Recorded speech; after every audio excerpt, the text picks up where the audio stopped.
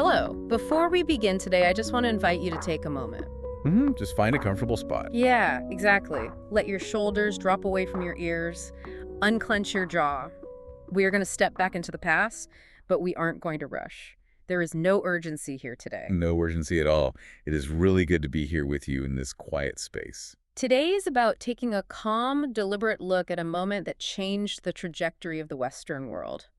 We are going to drift back to the Aegean Sea. We so often think of history as loud, full of the clash of steel and the shouting of commanders. But sometimes to really understand the weight of an event, we need to slow down. We need to look at the water, the wood, and the wind. For those of you who were with us for our last deep dive, you might remember we left the story of Greece on a very heavy, somber note. Yeah, we stood at the pass of Thermopylae. Right. We watched the 300 Spartans hold the line against the Persian Empire. It was this story of immense sacrifice. But when the dust finally settled, the Spartans had fallen, the pass was wide open. And that reality leaves a lingering, maybe somewhat uncomfortable question hanging in the air. It really does. If the Spartans died and the Persian army just kept marching south anyway, was that sacrifice actually worth it? Did it alter the course of history, or was it just a noble, tragic delay? That is our mission for this session. We are going to answer that question, but not by looking at the land. We are going to look at the sequel to the 300 Spartans. Moving from the dirt to the sea. Exactly. It is a story that takes us away from that dusty mountain pass and out onto the water, to a narrow strait between an island and the mainland. This is the story of the Battle of Salamis. This is the moment where the check written by the Spartans at Thermopylae is finally cashed. It's the pivot point of the entire war. So let's gently drift back to the year 480 BCE. I want you to visualize the map of ancient Greece. The atmosphere isn't just tense, it is thick with despair. King Xerxes and his Persian forces have cleared the obstacle at Thermopylae. We really have to understand the sheer momentum of this moment. Xerxes wasn't just a king winning a battle. He was moving like a force of nature. Like a slow, crushing glacier. Yeah, that is a good way to put it. His army was marching south into the heart of Greece, just burning cities as they went. The region of Boeotia had fallen. Athens was next. On land, the Persian war machine seemed utterly invincible. It must have felt like the end of the world for the average Greek citizen. Standing on a hill, seeing the smoke rising on the horizon, knowing this massive force was inevitable. The terrible thing to witness. They evacuated Athens, leaving their homes, their temples, everything they knew, just to be torched. But as you looked into the sources, you found that the threat wasn't just the soldiers marching on the roads. No, the land was only half the story. The Persian invasion was a synchronized, two-pronged attack. Mirroring the army on the land, sailing down the coastline, was a navy. And the scale of it is almost hard to comprehend. We're talking about over 1,000 ships. Let's pause on that image for a second. 1,000 ships. If you were standing on the cliffside looking out at the Aegean, the fleet would span the entire horizon. It was essentially a floating city, migrating south. And the strategic plan was suffocatingly simple. The Navy was intended to surround the Greek coastline, cut off their food, cut off their trade routes, and just force a surrender without the army even needing to strike another blow. Because in the ancient world, if you control the sea, you starve the land. Precisely. You choke the life out of them slowly. So the Greeks are retreating, their great city of Athens is burning behind them, the Acropolis is in flames, and facing this armada of 1,000 ships, who's left to stand in the way? Or rather, float in the way. We have the remnants of the Greek Navy. It was a very loose alliance of city-states, but it was primarily led and manned by the Athenians. These were the men who had just watched their city burn from the decks of their ships. Yeah, it paints such a desperate picture. It does. And looking at the numbers, it seems completely hopeless. Against those 1,000 Persian ships, the Greeks could only muster about 370. 370 against 1,000. The disparity is enormous. It mirrors the odds of Thermopylae almost perfectly, but this time there was no mountain pass to hide behind, just the open water. However, there was a difference in the machinery, wasn't there? The Persian ships were designed for a very specific kind of warfare. They were. The Persian fleet was majestic, but it was heavy. Their ships were designed essentially as floating platforms for land battles. Like floating castles. Right. They carried many Marines, soldiers who would board enemy vessels and fight hand-to-hand. They were tall, intimidating, but they sat very deep in the water. They were built for the open ocean and for projecting power. And the Greeks, what were they sailing in this moment? The Greeks were using a vessel called the Trireme. And to understand the victory that follows, we have to look closely at the wood and the sweat that built this ship. It wasn't just a boat, it was the Formula One car of the ancient world. Trireme. It's a word that even sounds fast. It comes from the Greek meaning 3 rows. It refers to the 3 banks of oars stacked on each side of the ship. Just picture it in your mind. 170 rowers packed tight into a wooden hull. All moving together. Yes, their movements synchronized to the millisecond. Because if one rower was out of sync, the oars would clash and the ship would stumble. So it's a human engine. A highly tuned human engine. These ships were long, narrow, and incredibly fast. And crucially, they weren't designed for boarding actions. The ship itself was the weapon. At the front, just at the waterline, they had a massive, bronze-tipped ram. A missile made of wood and bronze. Exactly. The goal wasn't to grapple and fight with swords. It was to build up speed and smash through the enemy hull, shattering the timbers and sinking them. But even with this technological edge, 370 ships against 1,000 is a terrifying prospect. The sheer weight of numbers should have been enough to crush them. It really should have. And the Greeks knew that. They were terrified. The sources mentioned that the panic was palpable. The captains from other Greek cities like Sparta and Corinth, they wanted to flee. They wanted to sail away to the Peloponnese and build a wall across the land. Because panic breaks alliances. The Greek coalition was fracturing right there on the beach. And this is where the setting becomes the most important character in our story. The Athenian commander, a man named Themistocles, convinced them to retreat to a place called Salamis. Salamis. It's a small island very close to the coast of Attica.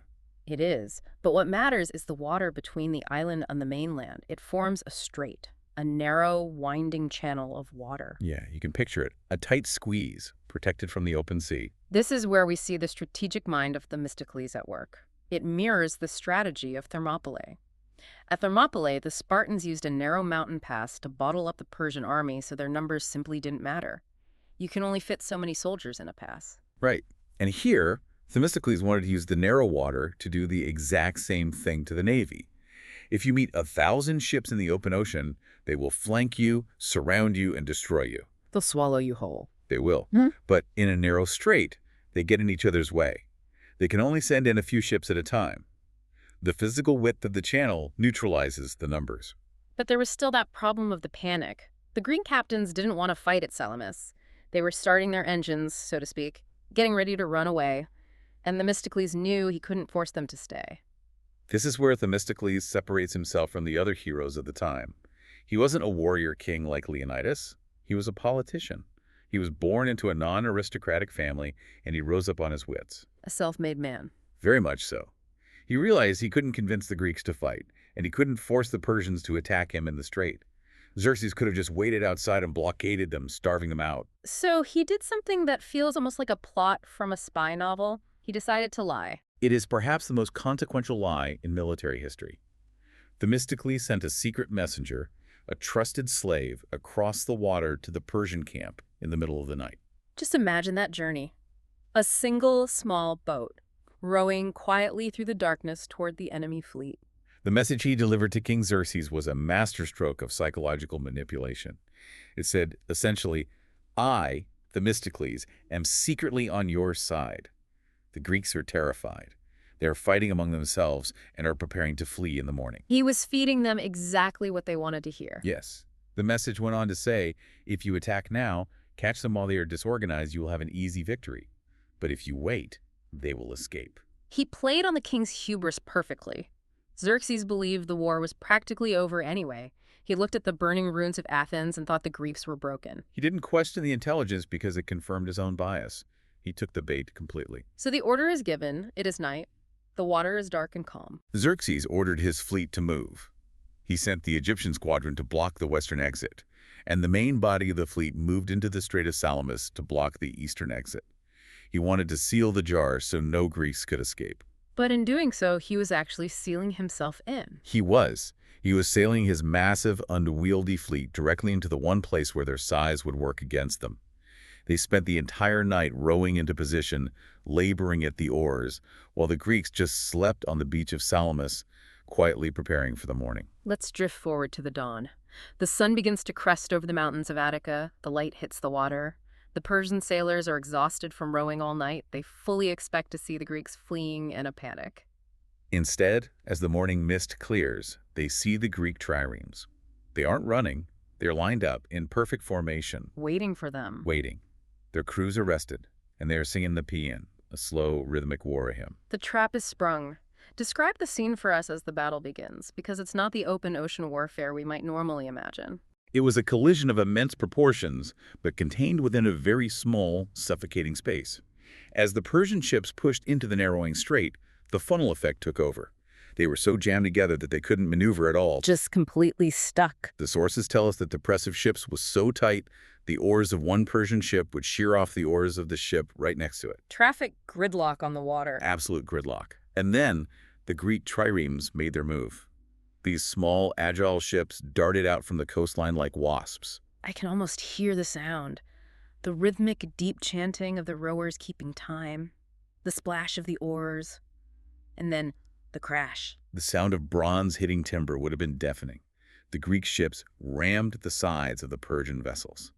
Because the Persians were so crowded, they couldn't turn to face the attackers. They were exposing their flanks, which is the weakest part of the ship. There is another layer to this, too. The sources mention something about the environment itself.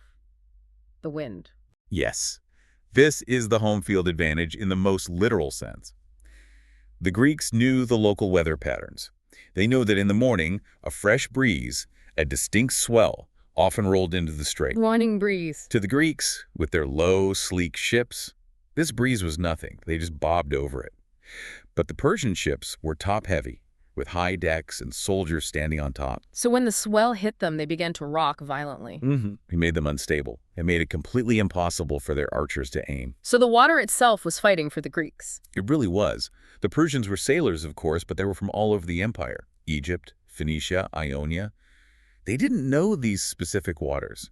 As the wind picked up and the current swirled, the heavy Persian ships struggled to stay on course. They drifted sideways. Exactly, drifting sideways, crashing into each other, creating a chaotic mass of splintered wood and canvas. It sounds like a nightmare for the Persians. They are tired, they are seasick, they are trapped, and they're being rammed by ships they can't even catch. It was a rout. The battle started at dawn, and effectively, the decisive action was over by midday. The water was choked with wreckage. And all the while, this scene has an audience? Yes. This is one of the most cinematic details of the entire history. The sources describe Xerxes. He wasn't on a ship. He was so confident of victory that he had a throne, a golden throne, set up on the slopes of Mount Aigaleo, overlooking the strait. He had his scribes with him, holding papyrus and stylus, ready to write down the names of his brave captains who performed well. He wanted to witness the end of Greek resistance firsthand. That visual is just so striking to me. A king sitting in a golden chair on a dusty hill, high above the noise, watching his dreams of conquest slowly sink into the sea. He must have felt so small in that moment. It was the moment the tide of history turned. The scribes had nothing to write but disaster. By the end of the day, the Persian fleet had lost over 300 ships. 300 ships. Sunk, captured, or wrecked on the rocks. And the Greeks, they lost only about 40. From an impossible underdog story to a decisive victory. But let's pause on the wider impact of it all. As we discussed earlier, Xerxes still had his massive army on land. He had burned Athens. Why did this naval battle matter so much? Why couldn't he just ignore the ships and keep marching? This is the crucial connection, and it brings us back to logistics. An army of that size, hundreds of thousands of men, cavalry horses, camp followers, it is a beast with a massive appetite. And it cannot live off the land alone. No. The Greek countryside is dry and rocky. It couldn't possibly support a force that big. They needed the supply chain. Exactly. They needed grain, water, and equipment brought in constantly, and those supplies came by ship. The Navy was the lifeline. Without the Navy to protect the supply barges, the army would starve. So when Xerxes sat on that hill and watched his ship sink, he wasn't just watching a naval defeat, he was watching his army's stomach being cut open. He realized this immediately. The strategic reality just crashed down on him. Without the fleet, he couldn't feed his conquest, and more than that, he panicked. He feared the Greeks might sail to the Hellespont, the bridge between Asia and Europe, and destroy the pontoon bridges he had built. He thought he might be trapped in Europe. He did. So the victory at sea broke the resolve of the king. Xerxes ordered a retreat. He took the majority of his army and marched back to Persia. He left a smaller force behind to continue the fight the next year, but the threat of total conquest, the avalanche that was going to wipe out Greek civilization, was effectively stopped right there at Salamis. And this brings us back to our opening question, the sacrifice of the 300 Spartans at Thermopylae. When you look at the timeline, it all clicks into place like a puzzle. The Spartans at Thermopylae didn't stop the Persians, but they delayed them. They bought the Greeks a few precious weeks. Time to evacuate the civilians from Athens. Time to gather the fleet. Time for Themistocles to convince the allies to stand at Salamis. Precisely. If the Persians had moved through Thermopylae 3 weeks earlier, they would have caught the Greek fleet totally unprepared. The trap at Salamis might never have been set. The wooden wall would have been scattered. So, in a very real sense, the 300 died so that the fleet could live to fight at Salamis. It is a beautiful, tragic chain of events. Marathon led to Thermopylae, and Thermopylae allowed for Salamis. The sacrifice on land enabled the victory at sea. It's fascinating how history works like that. We often remember the tragedies, the last stands, more than the complex strategic victories. But Salamis was the checkmate. It really was. And it teaches us such a quiet, enduring lesson about the nature of power. You can have the biggest army, the deepest treasury, the most ships, but if you don't understand the terrain, if you don't understand the wind, and if you let arrogance cloud your judgment, you can lose everything to a smaller, smarter opponent. Strategy over size, and local knowledge over imperial reach. The Greeks were fighting for their survival. In waters they had sailed since they were children. They knew the currents, they knew the rocks.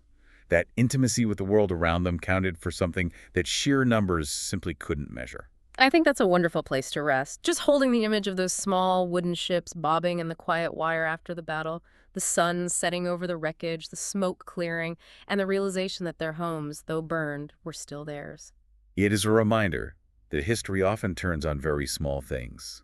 A narrow strait, a sudden morning breeze, a single fake message sent in the dark by a man who knew exactly how to tell a lie. And I want to leave you with a final thought to mull over tonight.